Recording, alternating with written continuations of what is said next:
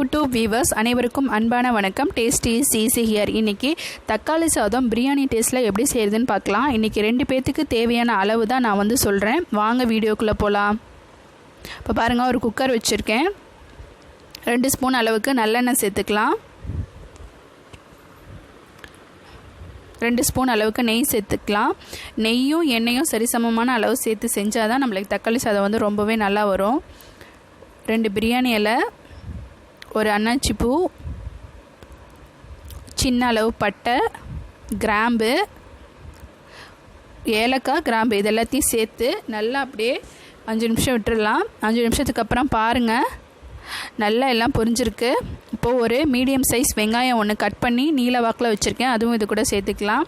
இப்படி நீல வாக்கில் சேர்த்தா தான் பிரியாணி ரொம்பவே சூப்பராக இருக்கும். உப்பு தேவையான அளவுக்கு சேர்த்துக்கலாம். இப்போ இதை எல்லாத்தையும் கிளறி விட்டுடலாம். பாருங்கள், நல்லா இப்படி கிளறி விட்டுடலாம். 5 நிமிஷத்துக்கு அப்புறம் பாருங்கள், எண்ணெயெல்லாம் நல்லா இப்படி செவந்து வந்திருக்கு. இதுதான் நம்மளுக்கு கரெக்டான ஸ்டேஜ். 1.5 ஸ்பூன் அளவுக்கு இஞ்சி பூண்டு பேஸ்ட்டு சேர்த்துக்கலாம். இப்போ இதை நல்லா அப்படியே கிளறி விட்டுடலாம்.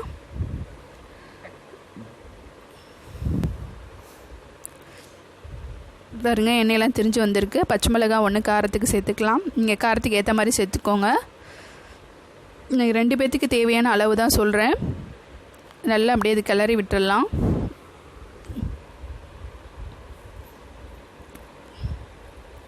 ஒரு வெங்காயத்துக்கு 2 தக்காளின்ற ரேஷியோ சேர்த்திங்கன்னா கரெக்டாக இருக்கும். இன்றைக்கி நான் 2 தக்காளி எடுத்து கட் பண்ணி வச்சுருக்கேன். அதுவும் இது கூட சேர்த்துக்கலாம்.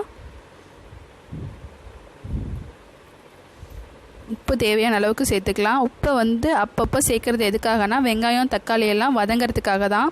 உப்பு சேர்த்தோம்னா சீக்கிரமாக வெந்துடும், அதுக்காக தான் சேர்க்குறோம். பாருங்கள், 5 நிமிஷத்துக்கு அப்புறம் நல்லா வெந்திருக்கு பாருங்கள். பிரியாணி மசாலா 1 ஸ்பூன் அளவுக்கு சேர்த்துக்கலாம். ஒரு கைப்பிடி அளவு புதினா சேர்த்துக்கலாம். ஒரு கைப்பிடி அளவு கொத்தமல்லி சேர்த்துக்கலாம். இப்போ இது எல்லாத்தையும் நல்லா அப்படியே அதோட பிரட்டி விட்டுறலாம்.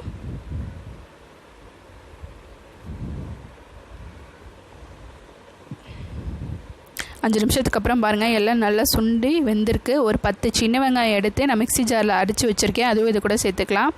இது மாதிரி சேர்த்திங்கன்னா தக்காளி சாதம் ரொம்பவே நல்லாயிருக்கும், சூப்பராகவும் இருக்கும். 5 நிமிஷத்துக்கு அப்புறம் பார்க்கலாம். பாருங்கள், எண்ணெயெல்லாம் நல்லா திரிஞ்சு கரெக்டாக வந்திருக்கு.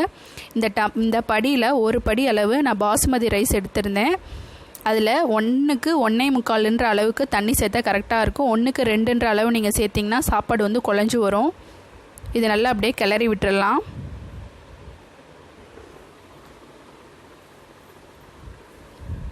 உப்பு தேவையான அளவுக்கு சேர்த்துக்கலாம். நல்லா கிளறி விட்டுடலாம்.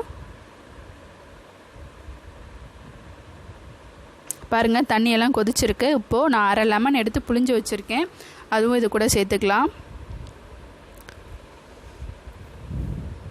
கிளறி விட்டுடலாம்.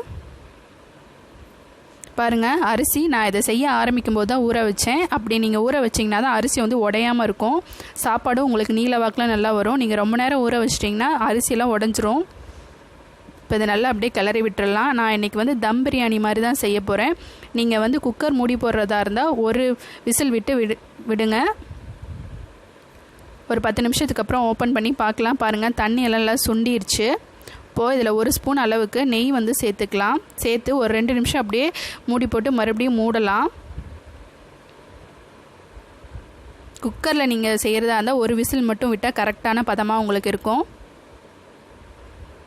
பாருங்கள், 2 நிமிஷம் மூடி போட்டு மூடிடலாம். இப்போ 2 நிமிஷம் ஆயிடுச்சு. ஓப்பன் பண்ணி பார்க்கலாம். பாருங்கள், தண்ணியெல்லாம் நல்லா சுண்டி சாப்பாடு பாருங்கள் நல்லா சூப்பராக இருக்குது. நான் அடியில் இருந்து தான் கிளறேன். பாருங்கள், அடி பிடிக்காமல் நல்லா வந்திருக்கு. பாருங்கள், சாப்பாடு நம்மளுக்கு சூப்பராக ரெடி ஆகிடுச்சு. உங்களுக்கு இந்த சாப்பாடு பிடிச்சிருந்தா சப்ஸ்கிரைப் பண்ணுங்கள், லைக் பண்ணுங்கள், கமெண்ட் பண்ணுங்கள். நன்றி. சுவை இங்கு சுலபம்.